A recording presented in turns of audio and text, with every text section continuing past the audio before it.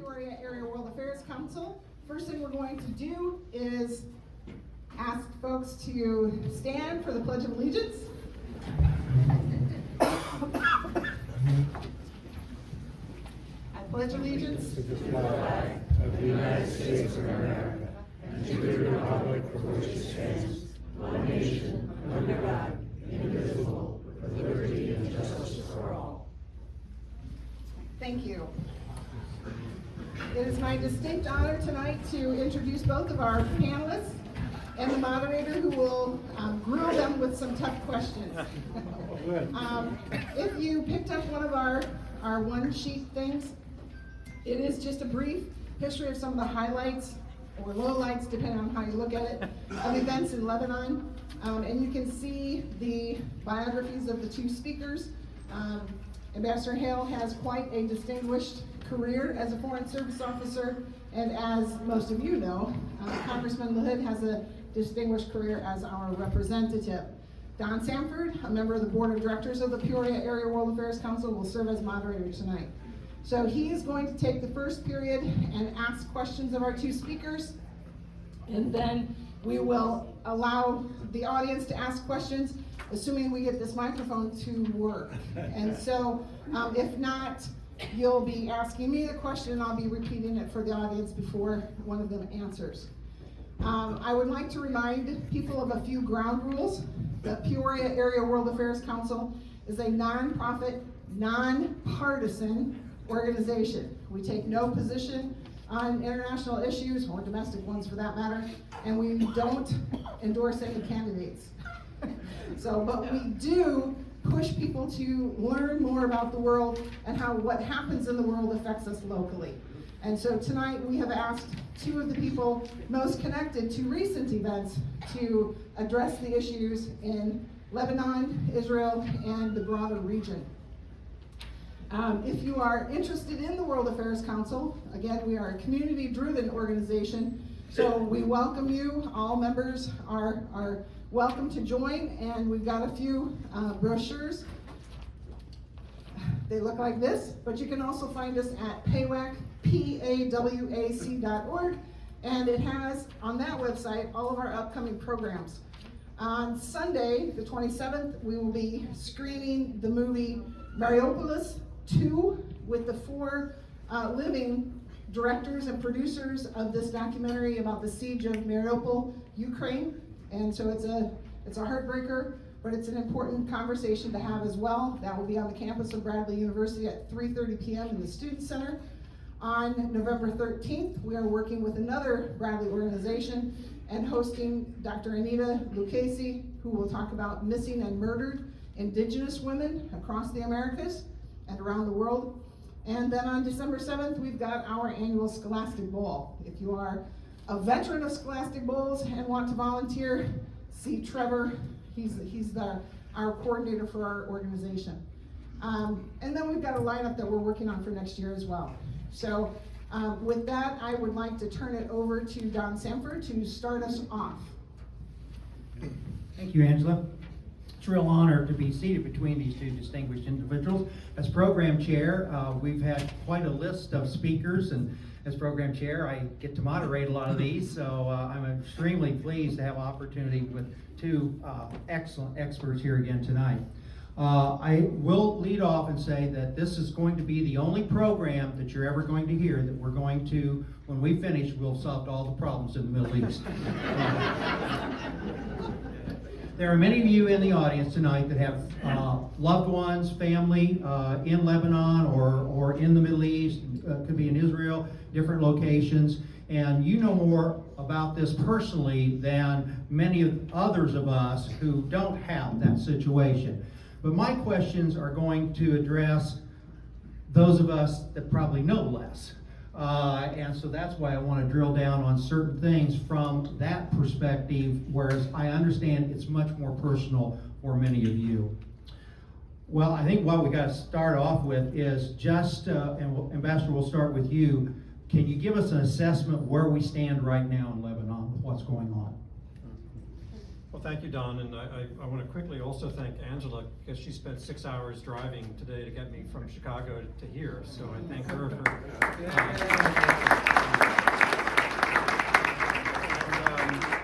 I also appreciate being on the same podium with one of the congressmen that anyone at the State Department can tell you is a great advocate for an engaged and informed foreign policy of our country, which is Congressman LaHood, as was his father and continues to be, so that's wonderful. And third, to be in Peoria. Hold on one second, Dave. Do you see if that mic is? Oh, sorry. Do we have a volume? There we go. Now try it. You may have to hold it right to your mouth. Okay, sorry about that. And then, There of you course, to be in Peoria, which is my first time, but again, if you've been in the Foreign Service long enough, you know that some of the most stalwart supporters for engaged and informed and active foreign policies are actually towns like Peoria in the Midwest, because you know where your business interests are, you know from your educational, cultural ties to different parts of the world what we have that's at stake.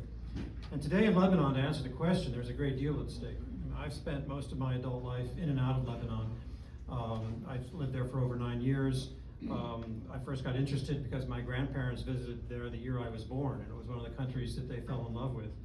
And it's also a country that is, unfortunately, although blessed with wonderful people, cursed with geography. Wedged between Israel and Syria is not a very comfortable place to be. And it has often drawn conflict into Lebanon, and unfortunately too often there have been Lebanese leaders who have been very happy to try to draw foreign elements into the country to sort of try to tilt the balance one way or the other against their internal Lebanese foes. You from Lebanon know this story all too well. And unfortunately we saw that last October when Hezbollah, really for no reason related to Lebanon, opted to join a war that Hamas had started, largely because of their ties to Iran. And as I said, there was really no Lebanese interest in this, although people there care deeply about the Palestinian cause and undoubtedly are very pained by what they saw. It was an unfortunate decision on the part of Hezbollah, because sadly to say, they are now making life and death decisions for all Lebanese without consulting all Lebanese. I was struck by Prime Minister Senora. As you might remember, Fuad Senora was Prime Minister at the last time there was a big war in 2006, and he said that, you know, the proper thing would have been to take the decision to the Lebanese parliament for a vote and then decide. And no matter what people felt about what was happening in Gaza, it was unlikely the Lebanese would choose this, but here we are. And now we have an administration that's in its last days in office, last weeks in office, so it's very difficult for them to muster the influence needed in order to really change the calculation of the partners and of our foes. I've seen, frankly, an administration struggling to demonstrate relevance to the problems that we're facing there. When diplomatic offers are made by an American president, that they should be respected, and unfortunately they have to be well considered as well in order to gain that respect, and that has been lacking. I'm pleased to see that there's been no giving up on the effort to try to bring settlement here between the Israelis and Hezbollah, but I would argue, and we'll discuss this probably in more detail tonight, that in many ways the answer doesn't lie in Beirut. The answer lies in Tehran, because it is Tehran that is ultimately behind Hezbollah, which is a multifaceted organization, but it is the Iranians who pay and support Hezbollah, and I think have directed much of this activity we've seen in this last year. So unless we have a strategy that puts sufficient pressure on the Iranians to change their motivation, we're unlikely to get very far with minor moves in Lebanon over 1701. The Lebanese, sadly to say, want peace, but they can't really deliver it because they don't have control over Hezbollah or full control over the sovereignty of their country. So that in a nutshell is my answer to your question. There's so much more we can get into as we discuss this. Thank you. Congressman, I know too, since we put this together, the bombing of I-2 certainly has brought that home to Peoria. Well, thank you very much, Don. And let me just acknowledge and thank PAWAC for helping to put this together, this event here tonight. I know we have many members of PAWAC here tonight, and then the greater Lebanese community. As I look out across this room, to have a full room here tonight that care deeply about Lebanon means so much. To have all of you here on a fall day. Now, I know most of you came for the Lebanese food, which we do have some wonderful Lebanese food that was provided by Rose and Kebab G's tonight, and so we always got to have good Lebanese food. But really, as I look at a lot of cousins and family members and people that care deeply about Lebanon, because all of you do, and there's a lot going on in the country right now. But when I'm in Washington, D.C., or when I travel, I love telling people about the Lebanese community in Peoria, Illinois. And the fact that we have 8,000 Lebanese families that live in Peoria. People are amazed by that, right? And most of them came from I-2 Lebanon. And the fact that we have more people in Peoria from I-2 than actually live in I-2. And I've been fortunate, I know many of you had to travel to Lebanon. I've been there once before I got into politics and 3 times as a member of Congress. And I'm always fascinated when I go to Lebanon and I learn more. And I always tell people when I go to I-2, as you walk around I-2, I see all people that look like my cousins here in Peoria, right? Because they all do. But it's intoxicating in many ways to think about Lebanon. And I often, when I've been there, my first trip, I stayed with the Bashara family there, Simon and George, when I went there. And I'll never forget, they took me to the place where my great-grandparents had their home. And it's just rubble and stone now.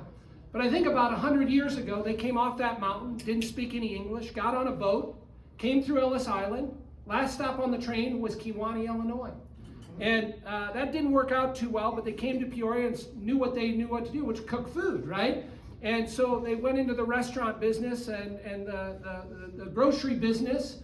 But they had that American dream 100 years ago, like all of you in this room, that if you work hard and you play by the rules and you invest in your family and you have a strong faith in God and you invest in education, you can live the American dream. And many of you in this room are a reflection of that. And whether you're first, second, or third generation, we've all seen it. And when you go back to I-2, in some ways it's exhilarating, but it's also sad because we have a brain drain in Lebanon also, of people that want to leave and come to America because of what we offer in America. And we are the greatest country in the world. And we are stronger in this country. We're stronger in Peoria because of our Lebanese community. And as you look at the fabric of our community, we sometimes take it for granted. But you look at the Lebanese community in Peoria, engineers and doctors and legislators and judges and teachers and business people that have all been successful. But you've carried on those traditions to your own family. And we have that here at St. Charbel. We have it at the I-2 Society. We have it throughout our community. And our community is better because of it. My grandfather never went to college, but he worked as the manager at the I-2 Society. And I have fond memories of going out to the I-2 and seeing all the people talk about the stories of their homeland. And he was part of the group that started St. Charbel on Bradley Avenue. And of course, we moved here to St. Charbel. Now, I am glad that Father Eli is not here tonight because we're saving about 15 minutes on him talking tonight. But we are prideful of having this parish here and how it reflects our community and our Lebanese community. And so I say all that because I have a real sense of pride to I-2, to Lebanon, and being here tonight with all of you. And when I've respected David Hale as an ambassador for a long, long time. There is nobody that knows more about Lebanon than David Hale. He has spent 9 years in Lebanon in 3 different stints. You know his biography, but he knows Lebanon better than anybody. He just retired from the Foreign Service after a 30-year remarkable career under 3 different presidents. His first book he wrote was on Lebanon. Took him maybe 8 or 9 years to write, but if you haven't read it, read the book. It's an amazing book on the history of diplomacy and Lebanon. And so when I asked him about a year ago to come to Peoria to do an event, and we scheduled this, I thought, well, it'd be kind of a quiet thing, nothing going on in the Middle East, right? Just the opposite, right? The timing of this event couldn't be better to have him here tonight to talk about that. So again, I want to thank PAWAC, I want to thank St. Charbel, I want to thank all of you for being here tonight. To answer your question, Don, on I-2, obviously, the ambassador talked a little bit about how we ended up today with the conflict in Lebanon and the Israelis' incursion now. People here know I-2 better than I do, but the bombing that occurred there, now it ended up 23 people were killed there. We've always thought as I-2 is safe. When people talk about the conflict in Lebanon, they say, oh, that's in the south. We're immune in the north. We're immune up on the mountaintop. And so that never happens there. So when this happened, of course I was shocked. I didn't believe it at first. I thought, no way they're going to bomb I-2. But you gotta also remember the reach of Hezbollah and them fleeing southern Lebanon. And it appears at this point that a member of Hezbollah in the hierarchy had retreated to the I-2 region. I've said this before. To me, Hezbollah is a cancer. They are a cancer within Lebanon. And they have to be dealt with appropriately. And war is ugly. And to have it reach I-2 is sad. And it's heartbreaking, and I hope that this is the end of it, but it just shows in a conflict the reach of where the conflict will go moving forward. So I know we can talk a lot more about that. The last point that I will make, and I think Don will ask, in the Congress, I'm the co-chair of the U.S.-Lebanon Friendship Caucus. 40 members of Congress, Republicans and Democrats. And what we do is we educate members of Congress on Lebanon that don't know anything about it. You all know about Lebanon, but in the Congress, people know nothing about Lebanon. You'd be surprised. But you know what I also tell people? Lebanon is complicated. It is nuanced. People are surprised to learn there's 17 different religious organizations in Lebanon, 25 different political parties in Lebanon, right? You have a tripart government, one Christian, one Sunni, one Shia. That is complicated, right? And you've had conflicts over years and years and years. So it's not always as easy as people think. And it's a small country, 4 million people only. 4 million people. We're a third the size of the state of Illinois. And so educating members of Congress and policymakers in DC on the importance of Lebanon, because as David mentioned, it is strategically located, it's important. We support the LAF, which is the glue that keeps the country together. And frankly, if we didn't have the LAF, we would be Venezuela. We would be a failed state. We're close to it, but we're not there yet. The LAF is important to support them moving forward. And lastly, we're building an embassy there that's your taxpayer money, $1.6 billion embassy. It shows the importance of the U.S. and the commitment to Lebanon and why we care about it. And lastly, the diaspora of Lebanese people across the country. You helped to put Lebanon on the map by having a strong voice. So it's a long answer to your question, Don. And sadly, we're not going to have enough time to get through hardly any of my questions. So, because there is so much. That's the problem in that whole part of the world.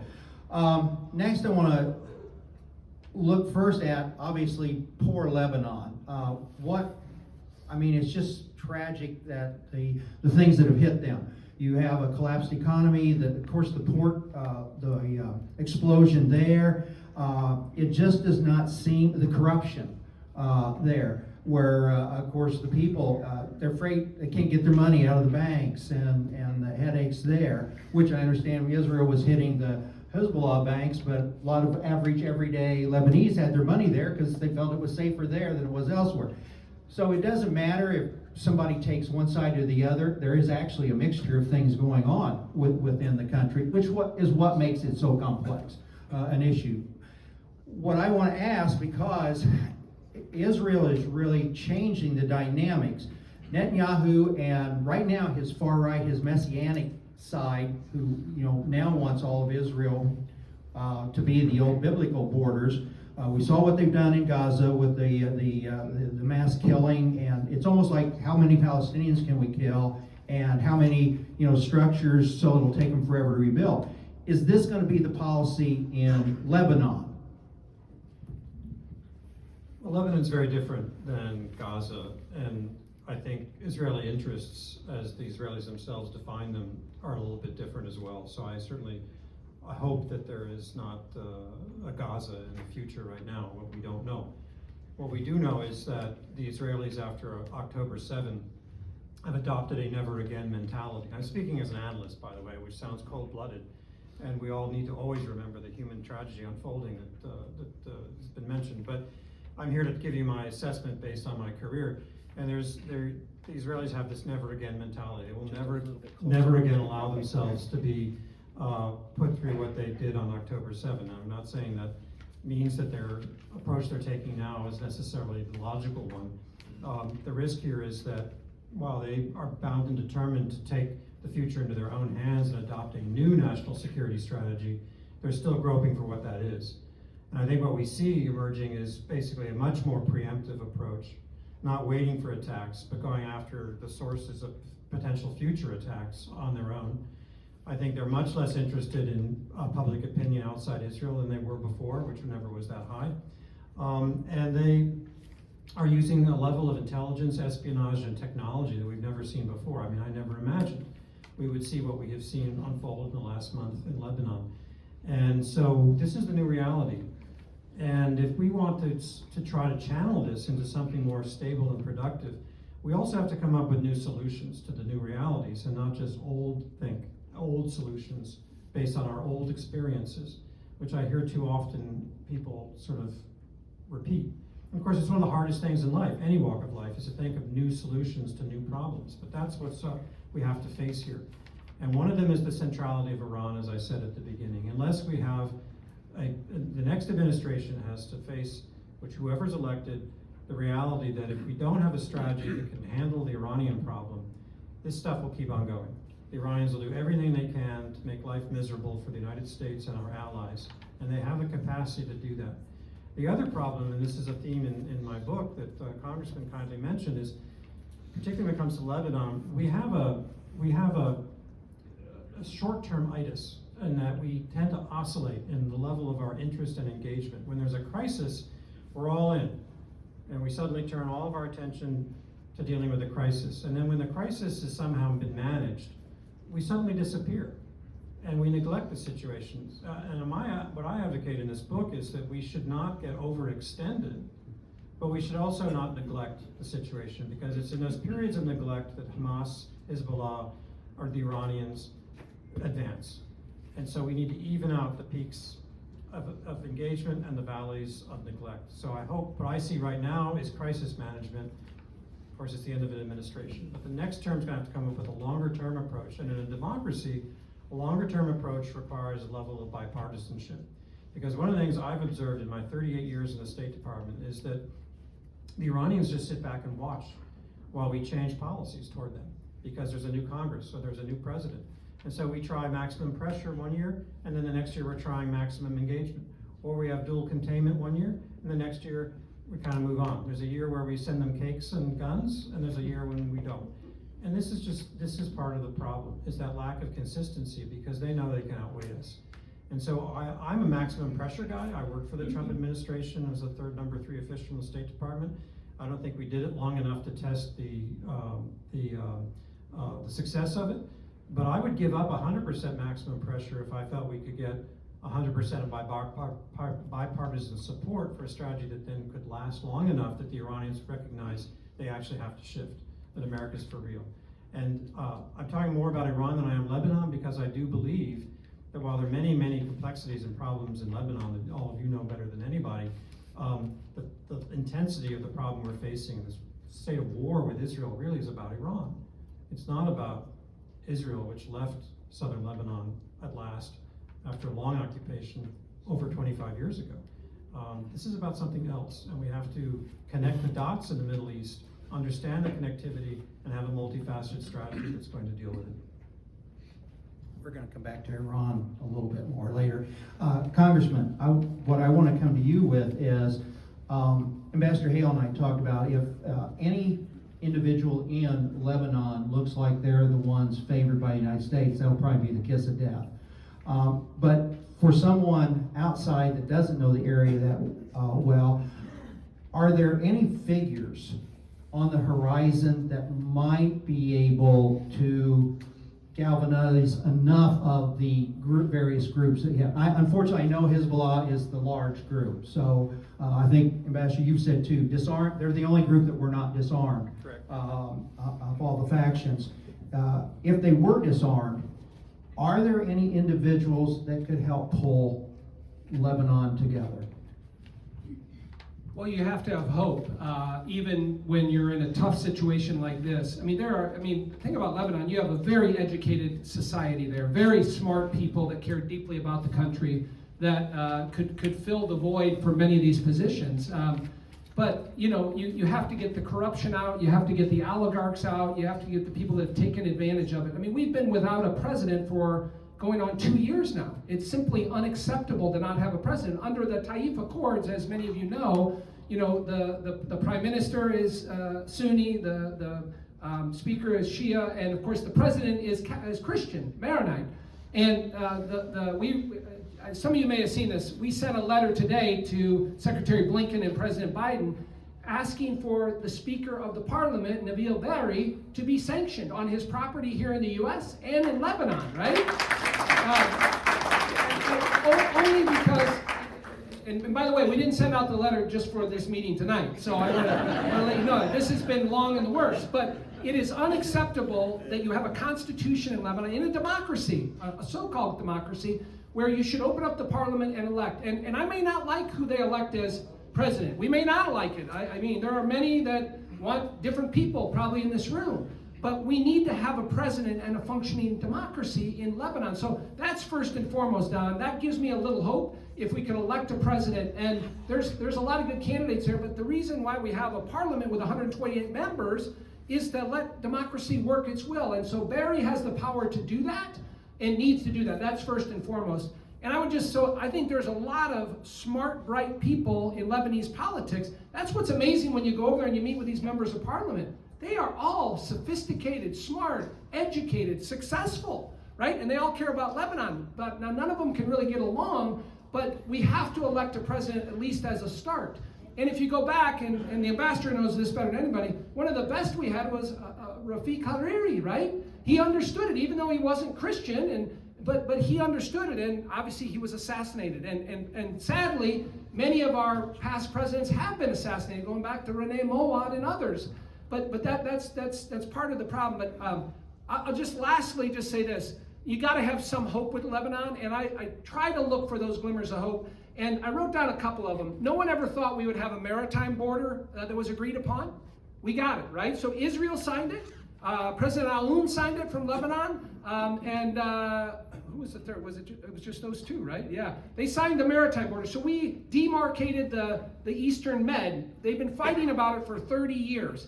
But finally, we got an agreement. So an international agreement that Lebanon agreed to. There's some hope that there's gas in the Eastern Med that will put into a sovereign wealth fund in Lebanon to help bring some revenue to Lebanon that we will make sure that politicians cannot touch, right? It has to be a sovereign wealth fund. And so there can be opportunity out of despair that I think we have to look at. And lastly, let me just mention, no one ever thought, I'm putting politics aside here, no one ever thought you would have the Abraham Accords where you had Israel agreeing to an agreement with the UAE, Bahrain, Sudan, and Morocco. No one thought that would ever happen. If we could ever get it right in Lebanon, the next Abraham Accord should be Israel and Lebanon.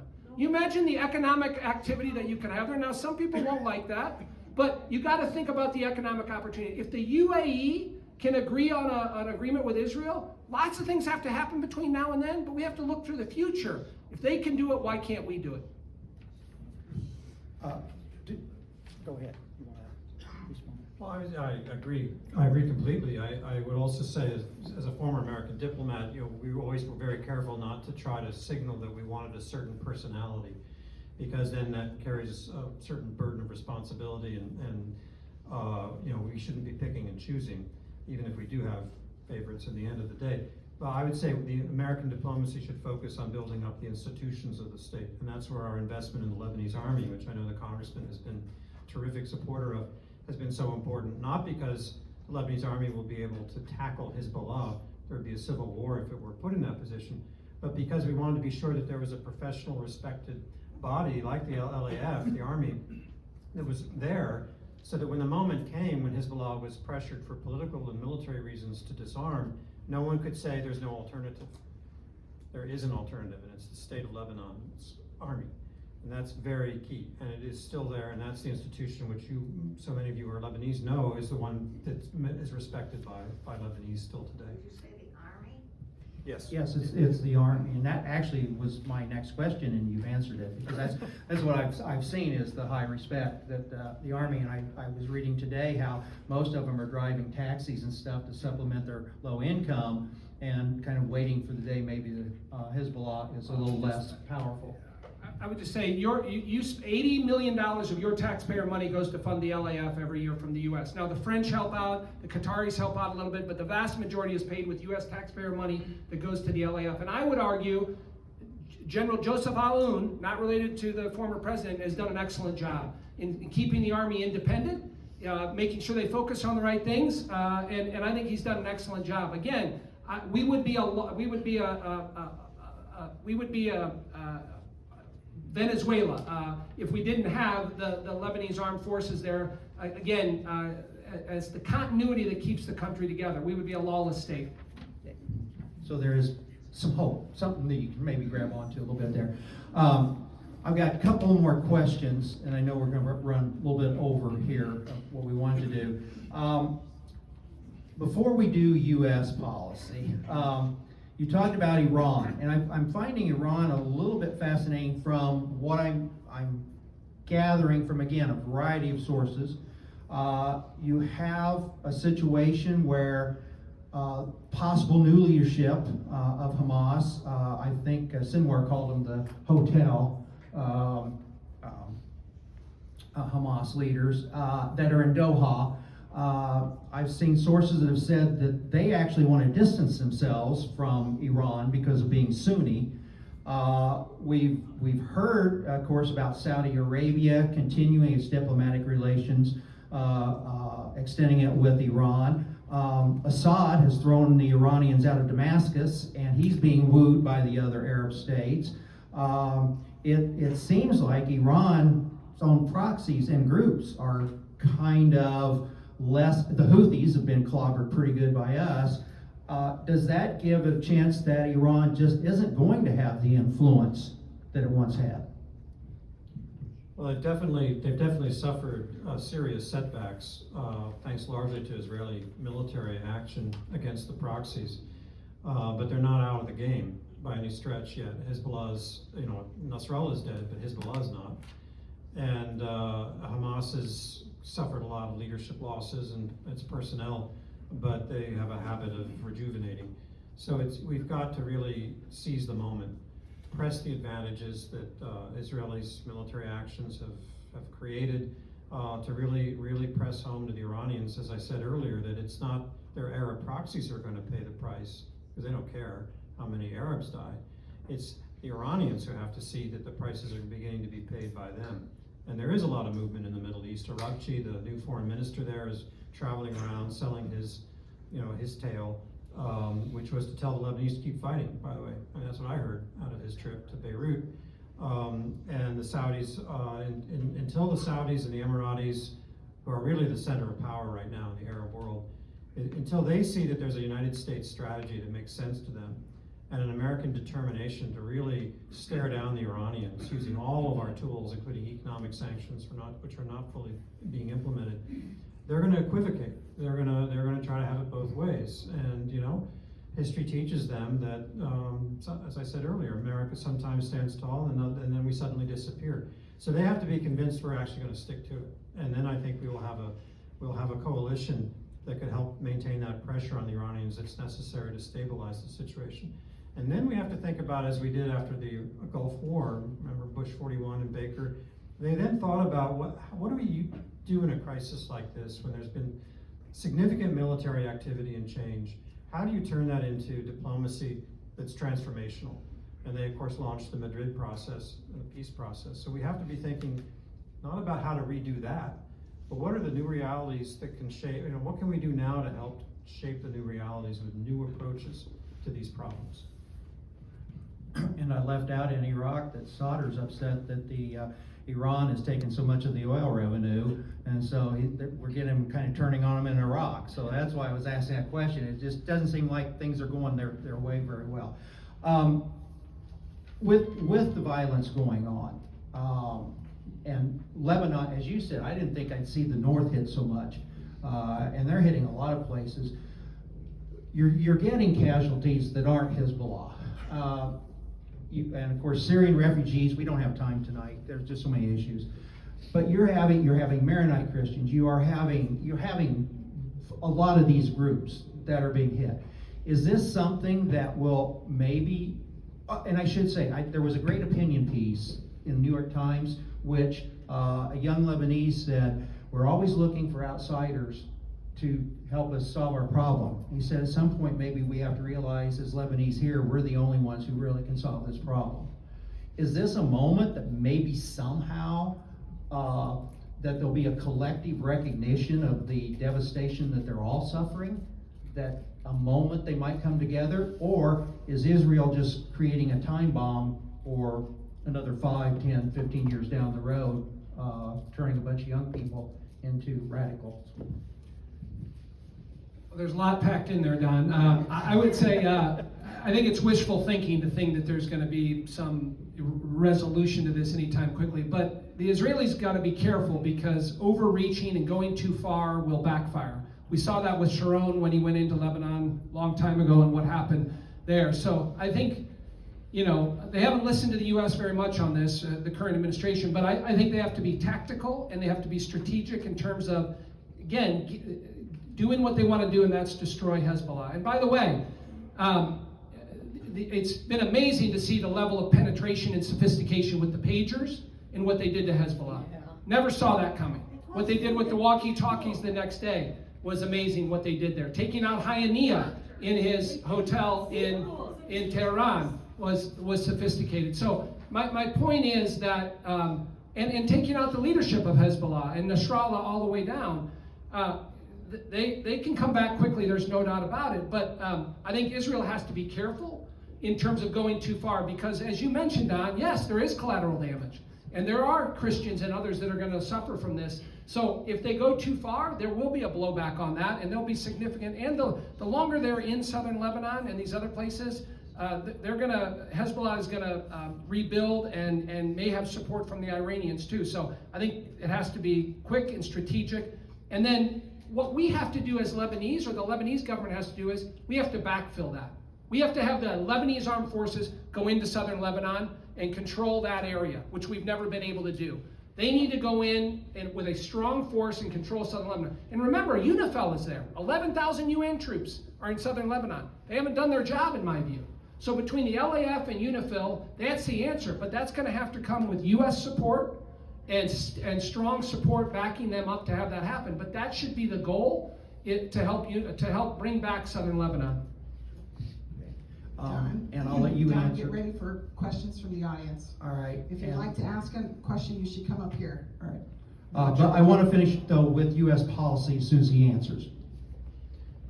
Well, building on what the Congressman has said, my view is there's nothing that the Iranians and Hezbollah would like better than to pin Israel down into a long-term occupation again of Lebanon.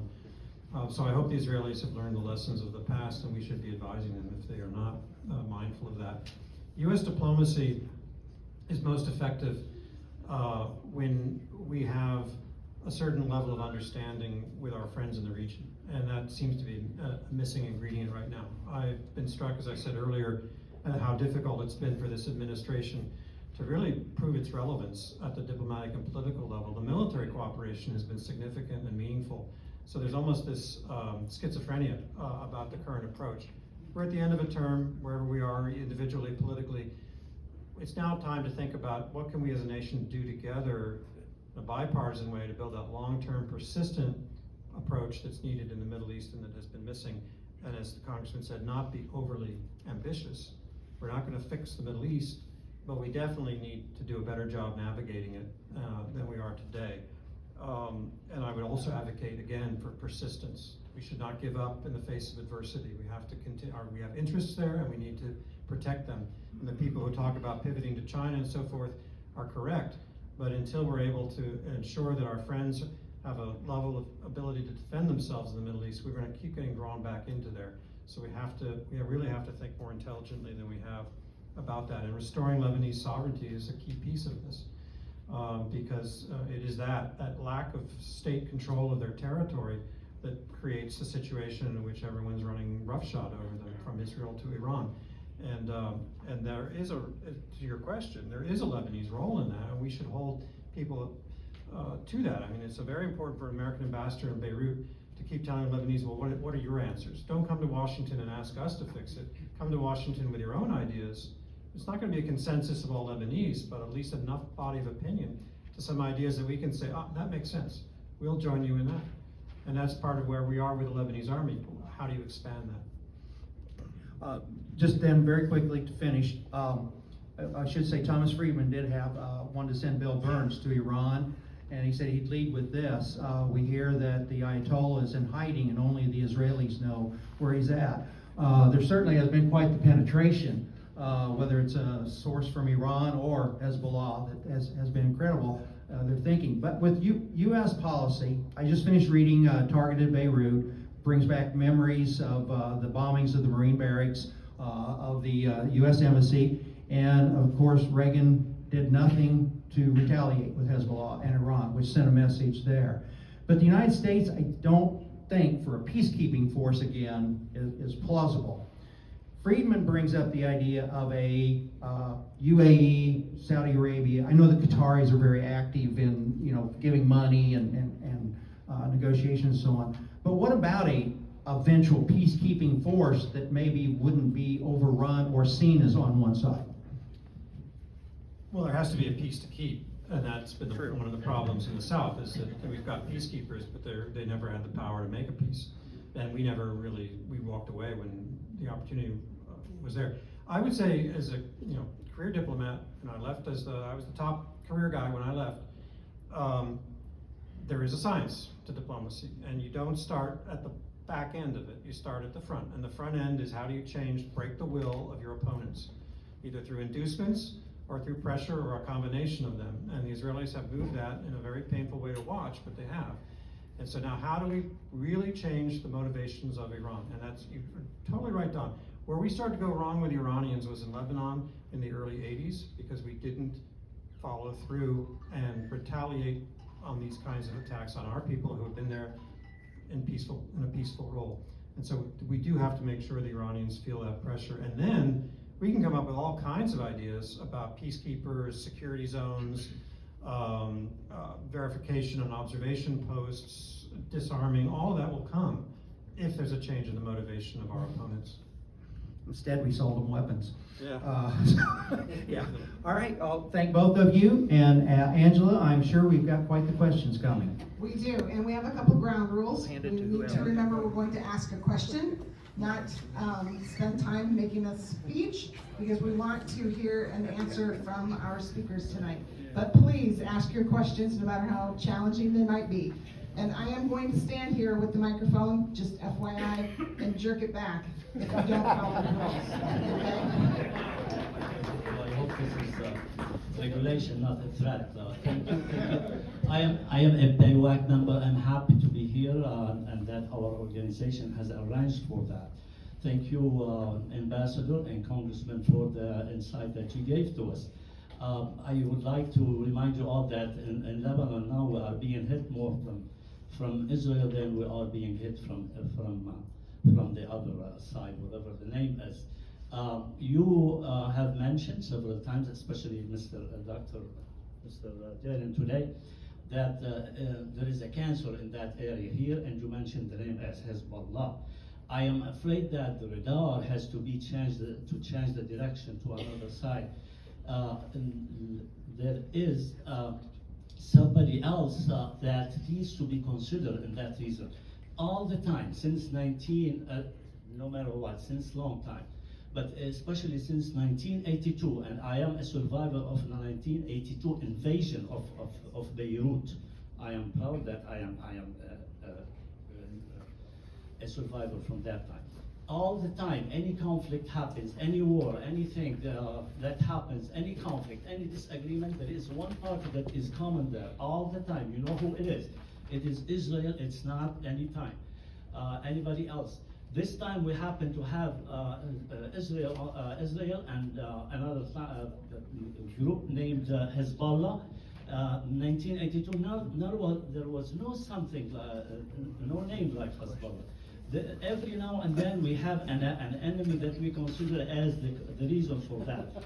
Could we consider that the alliance between the United States and Israel is part of what we should consider, sir, ma'am, and sir, both? There is an alliance that is taking place all the time, and every time there is a war over there, Israel is part of it. We change the name of the enemy every time, whether it's Hamas, whether it's Fatah, whether it's Hezbollah. Could we please work more on the alliance that we have in the Middle East? If you're talking So you're asking about U.S. and Israel alliance. So you're asking about the U.S.-Israel alliance, whether it needs to be reevaluated. We should Ambassador? change the concern here. Well, thank you for your comments. I think that, I don't think that a majority of Americans would necessarily share your view. The U.S.-Israeli relationship is very deep and complex and has a lot of dimensions, including our common defense agenda. I wrote in my book, I said that, at the end of the book, I draw conclusions, and I say there are three categories of problems we have. Problems with ourselves, problems that are generated by our own way of doing business in Washington sometimes, problems with our friends, which is the complexity of Israel and the challenges it faces, and how can we best help, and how can we avoid the overreach that sometimes happens with them. And then problems with our enemies. And I actually found the problems with our enemies are the easiest ones, is our own internal problems, and sometimes with our friends. And I support the idea of Israel being able to defend itself by itself. But the problem is you go and take a step beyond that, and it's that while they have an autonomy of their decision-making, they're a sovereign country, after all, there's not autonomy in the consequences of their decisions. So we all bear the results of what happens. And that's where American diplomacy can be most effective. It's not telling them how to fight a war, but telling them once they've reached a point where they don't know what else to do, we have ideas about peace and about diplomacy. And this is what Secretary Rice did in 2006. War went on for 6 weeks, and she discovered that the Israelis no longer really knew why they were even fighting. What is it they were trying to achieve? So she had to offer, this is the off-ramp, this is the way to go. And I believe we'll reach that point at some stage here today. But I don't think that, if the premise of your question is that we're going to alter the nature of our relationship with Israel, you have to do a lot more work here in America to bring people on board to that strategy than is currently the case. I don't have much more to add. Thank you for your question and comments and your passion on this particular issue. I'm not here to relitigate Israel and going back to 1945 or any of that. But remember, Israel is a democracy. They elect their leadership. I don't agree. I don't agree. It is a Jewish. Okay, we can get into the merits of whether it's a democracy or not. They have elections there. They elected their current president there. Just a small group that is being concerned about Well, democracy there. Yeah. Thank you for your question. I appreciate it very much. My question is going to be about the Lebanese armed forces, but I want to comment, a prelude to ask the question. So in Lebanon, they call Hezbollah's problem the Ankabut, which is spider, the spider in the web, and how they infiltrated all institutions. And I can't get an answer from my friends in Lebanon. How confident are you that hope we're talking about, because we all have hope, that the LAF will not be infiltrated by Hezbollah and affected by Hezbollah? Right, I think people do throw that point around, and for what it's worth, in my 9 years in Lebanon, and I worked very closely with the Lebanese army, I never saw that myself. What I do see, and did see, is what you would expect, that the army had to what's the word I'm looking for? They had to disentangle themselves from Hezbollah. I mean, you have soldiers and Hezbollah sometimes in the same zones. And again, because of the sectarian nature of Lebanon, no one expects the Lebanese army to go after Hezbollah, so they have to deconflict. And so there are intelligence through the G2, the Army's intelligence wing, connectivity to Hezbollah and communication.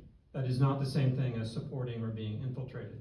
Now, every institution everywhere in the world I've ever seen has the risk of somebody somewhere, infiltrating it, and you have to guard yourself against that. And I believe the Lebanese Army's leadership has been very committed to that.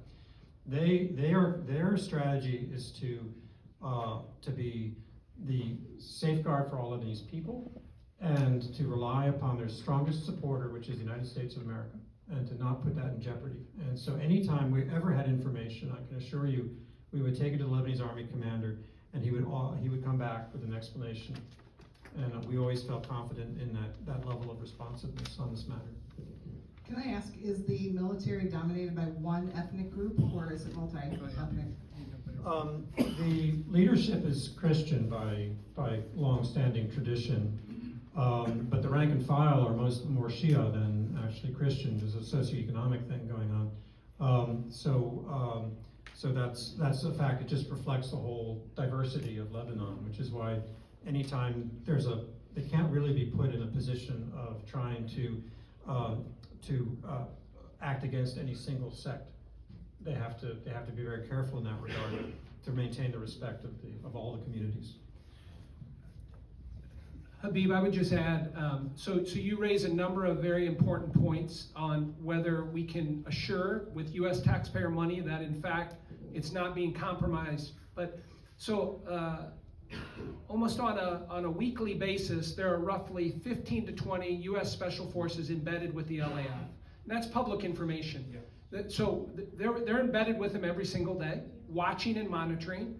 And I can just tell you, we've never heard anything back in any administration that they watch and monitor for exactly what you're saying there. Is there a Hezbollah penetration or a Sunni radical group that has infiltrated the LAF? And so that's why we have our folks on the ground with them every single day, going out on operations, giving them advice, working with them on a daily basis to make sure exactly what you said doesn't happen. Thank you.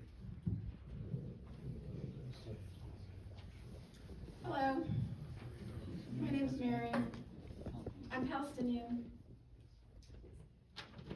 I'm not sure why the Palestinian flag's not on here. I'm not sure why the Yemen flag's not on here.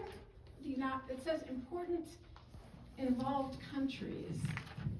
So I have several short questions that I would request short answers. Can you define APAC? So APAC is an acronym, stands for the American-Israeli Political Action Committee.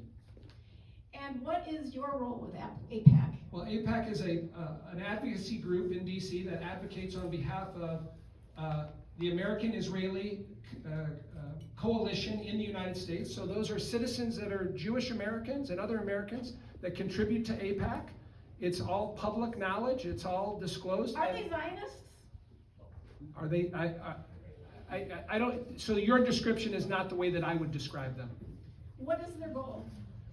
Well, let me just get to your point. So there are many organizations that advocate on behalf of public policy. So I'll give you an example. ATFL, the American Task Force for Lebanon, is the exact equivalent of APAC. So what do? They raise a lot of money from Lebanese-Americans that advocate for Lebanon. Israel does the same thing. Lots of countries do that to advocate for their particular country. Okay, I have another question. What's the Nakba? I'm not familiar with that term. You're not familiar with the Nakba. I'm not. Is anybody in here familiar with the Nakba? Everybody. You don't know what the Nakba is? 1948. The Nakba. Do you know what it translates to? The word in Arabic means catastrophe. So what are you saying? The Nakba is what happened to all of us, we Palestinian, Lebanese, Syrian,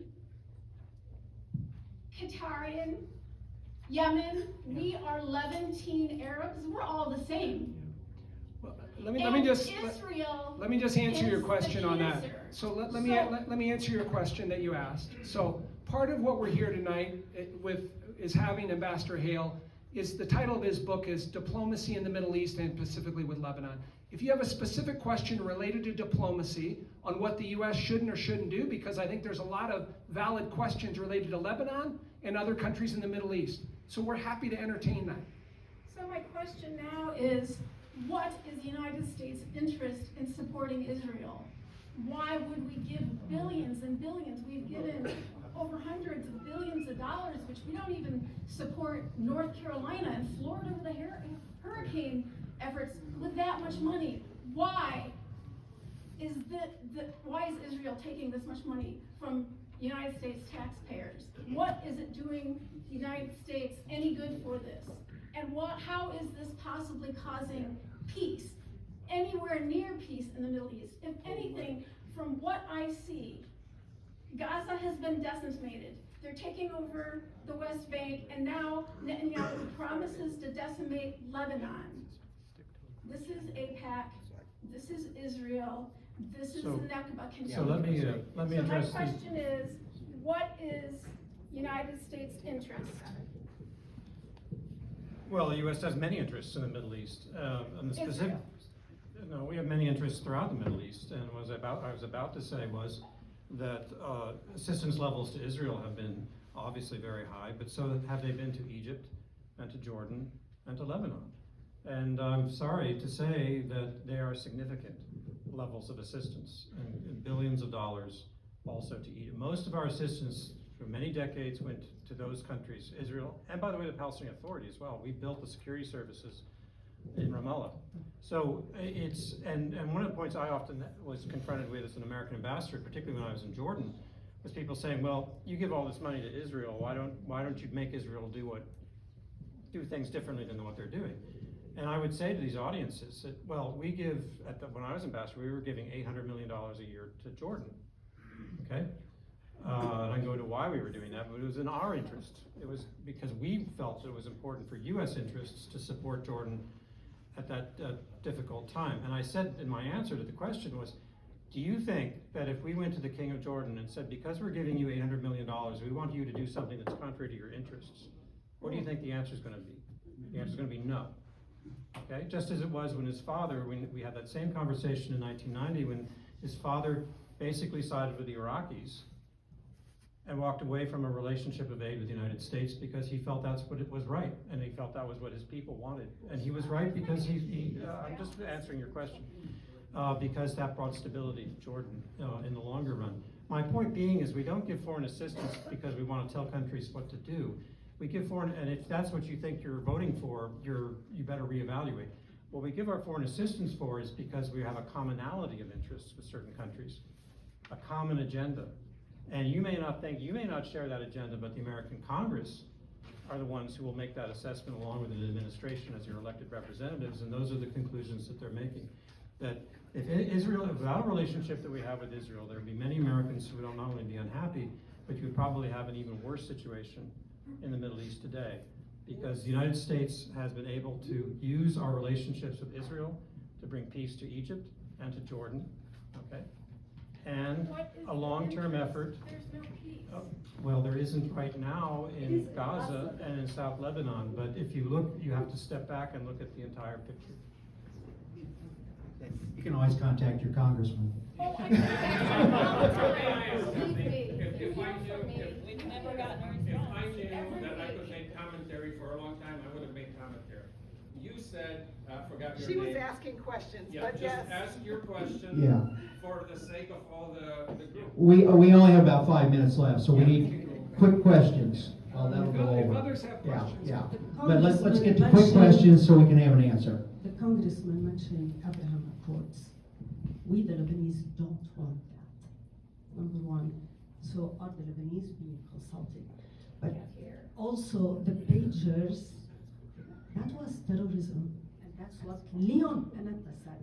So my question is, what are you, as a congressman, and Mr. Hale as a former ambassador, doing to stop the genocide against Gaza and now against Lebanon? Why don't you stop the arming Israelis? Why don't you bring them to court? And why don't we put sanctions on that occupying apartheid country? Thank you. Thank you for your question.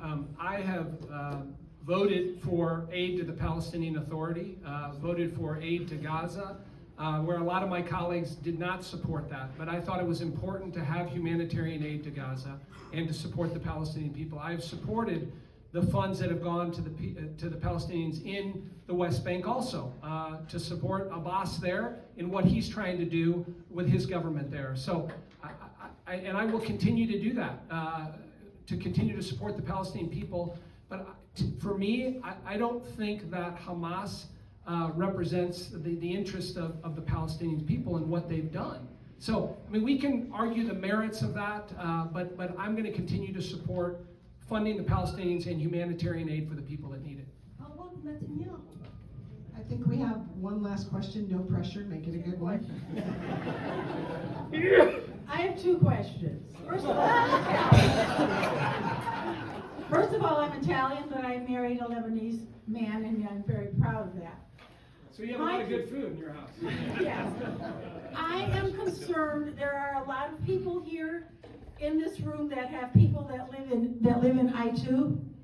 They communicate with them all the time. My concern is, how will they be able to communicate if we ever lose internet, Wi-Fi, or whatever they do, so we can help them?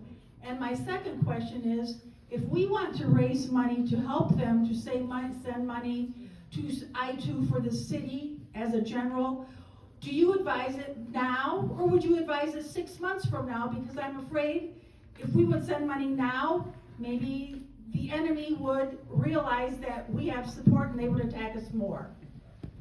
And what if Elon Musk shut down Starlink? Well, let me just address your last point there. Where's Dr. Joe Corey? Right here. Yeah, Dr. Joe has been doing a lot to help raise money for I2, and a lot of others in this room have too. So there's a number of ways to contribute. That money goes directly to I2, to the mayor there and the people that distribute that money. Medicine, help with electricity bills, help with people with food. So if you want to talk to Dr. Corey and others on that, that's a direct way of giving. I would argue going through NGOs, non-government agencies, I would never go through the government in Lebanon with the current situation. Do not give any money, and going through a number of these entities that have been helpful over there is, I think, the best way to do it. And Bob Corey, too, has been very helpful on that, too. So there's a number of ways. On your question about connection to internet, I think you raise a very good point. And we got to make sure that we keep that connection there. Technology is modernizing now where you don't need necessarily wires in the ground. Starlink is a big part of that. So I think we have to be prepared if things got really bad to make sure that we have the mechanisms in place for that technology to continue. David, Are you okay for 2 last questions after the last question? Mr. Ambassador, you talked about new solutions. So when the war ends, what does that new Lebanon look like from your expert opinion? And what are some of those new solutions or examples that you're referring to? Just new thinking. Yeah, new thinking as well. I mean, what I'm trying to drive at, and it relates to both Gaza and Lebanon, is that there has to be a recognition that the procedures and the concepts that we've been relying on for the last 20 plus years have failed. And so to just try to repeat them, and it's like the definition of insanity, right? So we've got to start thinking about new approaches. And in the case of Lebanon, I mean, what I would say is that for once and for all, we need to recognize, as I said earlier, that the address really is Tehran, and it's not Beirut, unfortunately. Now, there has to be a Lebanese approach. There has to be engagement of the Lebanese leadership. All of the different communities that have a stake in this have to be talked to. I'm not saying ignore them. But I'm not saying don't expect the Prime Minister of Israel or the Speaker of Parliament, Prime Minister of Lebanon or the Speaker of Parliament to be able to wake up one morning with answers, because they don't really have the say-so. Okay, it's unfortunate, it's Iran and Hezbollah. The second thing about new is that we already talked about this, is that we have to have a persistent engagement. Amos Hochstein can't just show up one day and then be gone for several weeks and then show up another day. Tell them who Amos is. Amos is the American envoy, great guy. He did the offshore deal that the Congressman referred to. I'm not criticizing any personalities. I'm just saying that we can't just dip in and out, which our country too often, I think, applies that. Now, in the case of Gaza, I would say, building on the Congressman's point, Hamas is extremely unpopular and was before this war, and they are after. So, and the Palestinian Authority is as well. Then they have no legitimacy or credibility with a president who's 87 years old to go back into Gaza. So what I hear are these old ideas from the Madrid-Oslo peace process days, like it's 1990s again. Well, we're gonna have to start a little bit from scratch. And that means actually talking to the people who live in Gaza about what they want, not the ideas that Europeans and Americans come up with. And finding legitimate sources of power. What are the 3 issues we're gonna face? Security, humanitarian relief and economic reconstruction, and governance. And they have to come together because none of them will work without all 3. Well, we get very impatient, but we're gonna have to start talking to actual legitimate voices that Gaza, the people of Gaza respect. And who is that? It's teachers, it's doctors, it's nurses, it's firemen. It's people that stayed through all of this hell, all of these years and this past year, and they were trusted. And maybe some of them were a little bit tainted with Hamas because that's what you had to do to get your life going. But these are the people at a neighborhood grassroots level we should be talking to. And how do you build from the grassroots up again? Because what we did starting in the 90s, unfortunately, is an experiment that I think we can all conclude didn't work.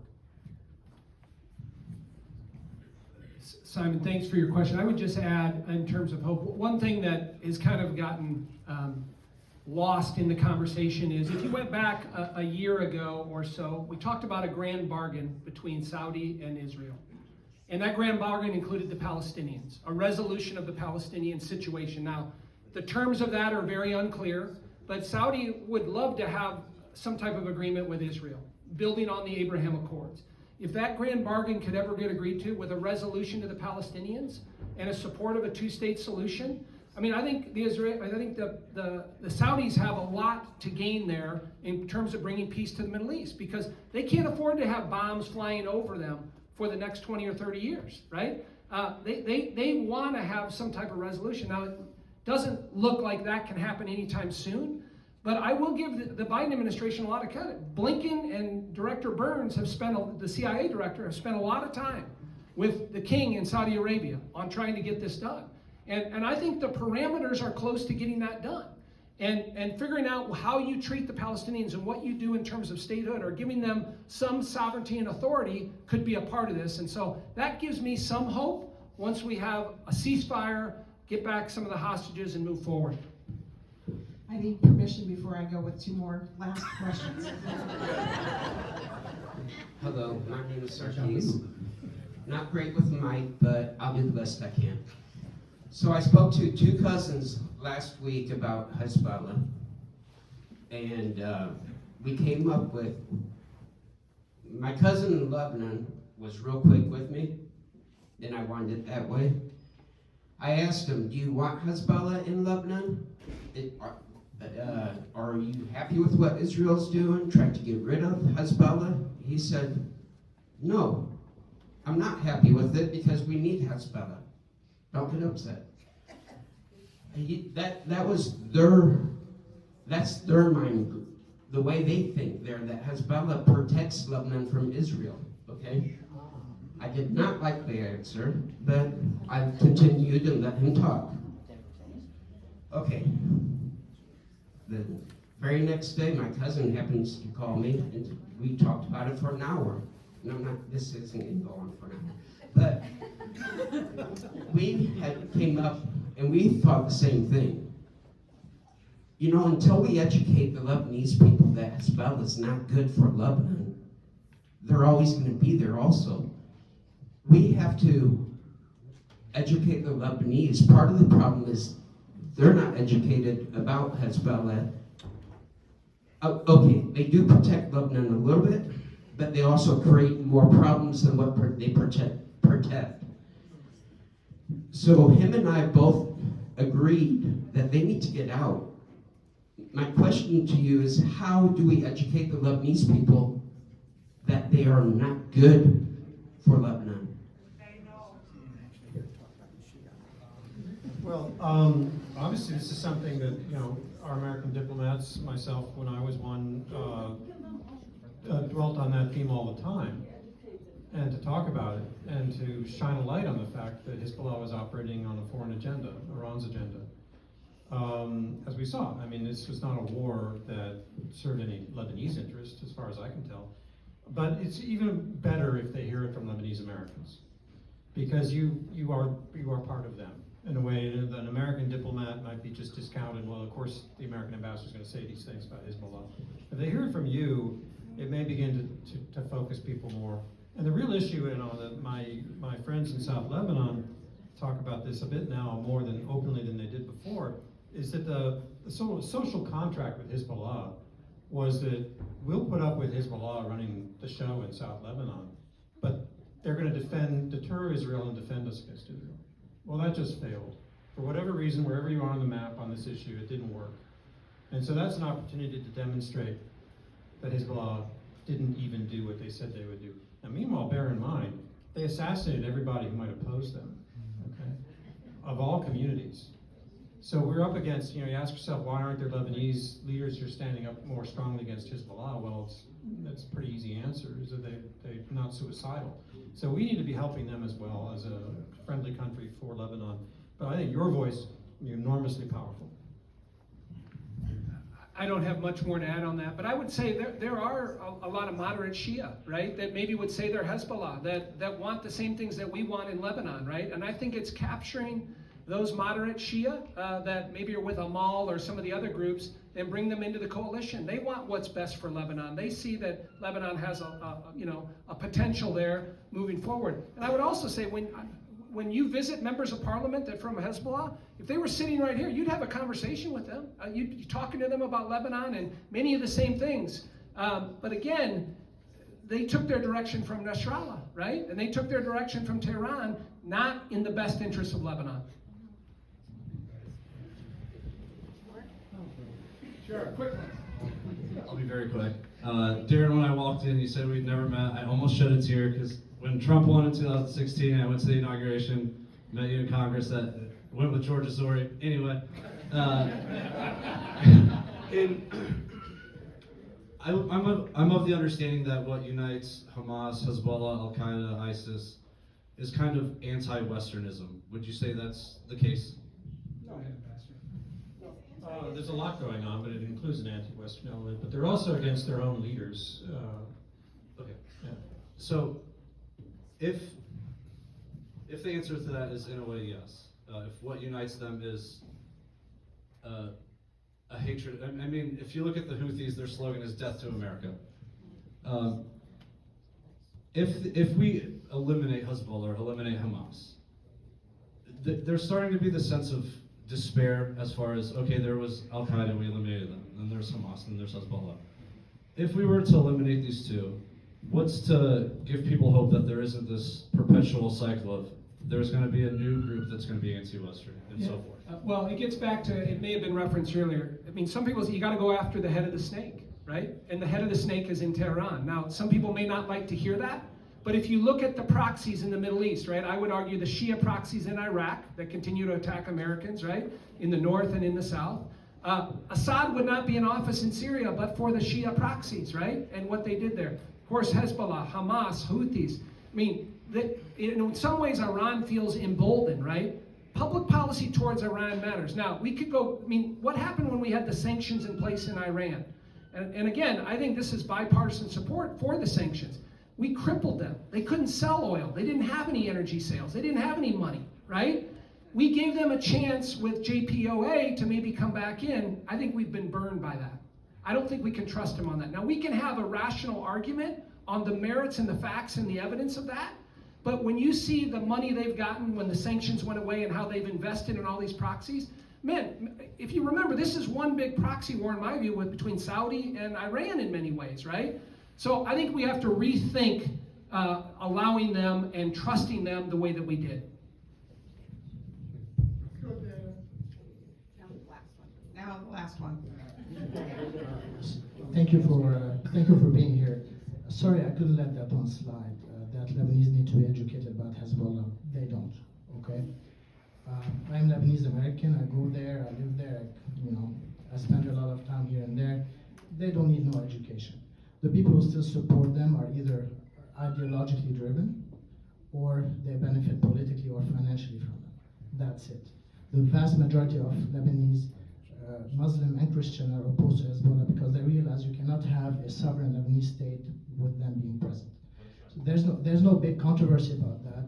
It's just that they're like the Stasi, okay? And people are afraid of them, and they have silenced so many voices between politicians and journalists by assassinations. Okay, so people want to make sure that they're gone and buried before they can speak up. Some people are more brave than others. I just wanted to make that comment. Then the question, we talk about Iran. Sir, how close were the United States through the policy of maximum pressure during the Trump administration of getting concessions from Iran? Was that working, and to what extent? Go ahead, Dave. Yeah, well, I was Undersecretary of State at the time, so I was following it very, very closely. And we really shut down the ability of Iran to export energy at any meaningful level. And we were doing it because one of the things you all should know is that our government often adopts sanctions and then we just ignore them. We don't follow up. And the offices that are in charge of this are often at the Treasury Department, and they're underfunded. So what Secretary Pompeo insisted on was that we at the State Department were actually playing an active role in tracking it down to the point where our senior envoy for Iran was calling up ship captains and saying, you know, we've seen you lifting Iranian oil, and you know, this is our law, and you better watch out. And so it was that level of granularity that made it effective. But my point about sanctions is that what I've learned over time is that something like that only works if it's persistent. You've heard me say this over and over tonight. And so we had maximum pressure in from really August of 2018 until really, you know, then we had the pandemic and the election, so let's say November 2020. And that's just not long enough. I mean, that's just about 2 years. And this is a strategy, if it's gonna pay off, you gotta stick to it. And the Biden administration came in wanting to get back to the energy deal, the nuclear deal. And so they lifted the sanctions. They didn't denounce it, but they didn't enforce it. And a lot of people think that's what emboldened the Iranians and their proxies in this phase. Now, we also know that the Iranians never took seriously the offer to return to the nuclear deal. So here we are. At the end of the term, the new administration is going to have to come up with a better game plan. I don't have much more to add on that, Christian. I appreciate the comments on that. I don't think Iran has given us the ability to trust them. I mean, they have violated international rules, UN rules, agreements, the JCPOA. Do I think the Iranians, they have a lot of smart, capable people, educated people, but frankly, they have an agenda that is driven in much ways. We haven't talked about religion that much here, but the mullahs in Iran dictate which direction to go.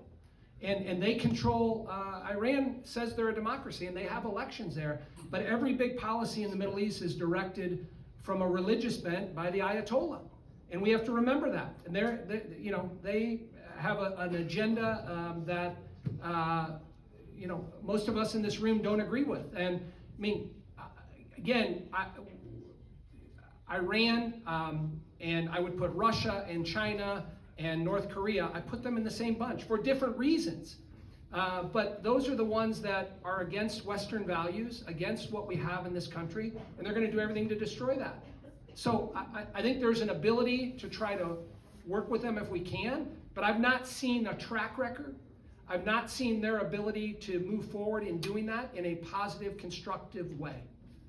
And last thing I would just say, this shouldn't just be an American issue. This is a Western European issue. Many of our allies feel the same way, and we shouldn't have a go-at-it-alone approach. That shouldn't be what America. We should build a coalition. Frankly, I think we could do a better job in doing that with other like-minded democracies and countries that believe in our values and come together to go against Iran.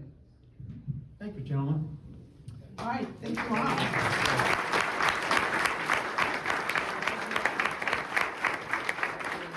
So, I'm sorry. Just quick question. After we don't have. Let me close it, and you can come up and talk. No, for everyone. We don't have enough time to speak. A lot of people now to know where we can find this book, like where we can buy it. We like to learn more.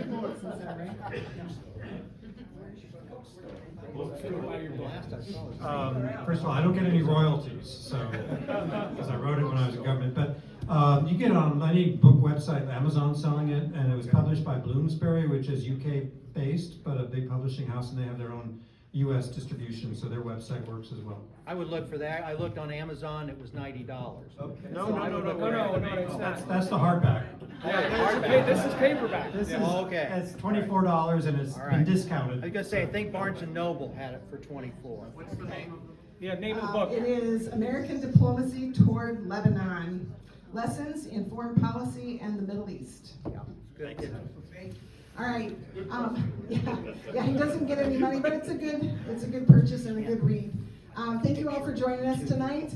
Hopefully, we had some good conversation. We're going to leave here with a positive attitude about conversation and civil discussion. Learning about our world is more important than fighting with each other. But do participate in the political process in the United States. It is the most important survey you can take, if you will, voting in the November election. If you have not voted yet, I encourage you to do so. Do so as an informed citizen and make solid choices.